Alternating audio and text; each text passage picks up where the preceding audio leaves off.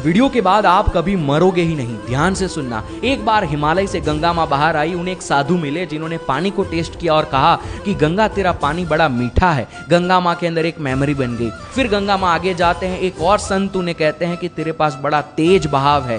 गंगा माँ के अंदर दूसरी मेमोरी बन गई। फिर वो थोड़ा और आगे जाते हैं तो एक संत उनके किनारे पर डुबकी लगाकर दूसरे किनारे पर निकले और कहा कि गंगा तेरे पास तो 2 किनारे हैं। तो गंगा माँ के अंदर तीसरी मेमोरी बन गई। फिर गंगा माँ आगे जाते हैं तो उन्हें समुद्र नजर आता है और वो घबरा जाते हैं, क्योंकि उनकी ये 3 मेमोरी अगर समुद्र में गए तो मीठे से खारे हो जाएंगे, किनारे चले जाएंगे और बहाव शून्य हो जाएगा।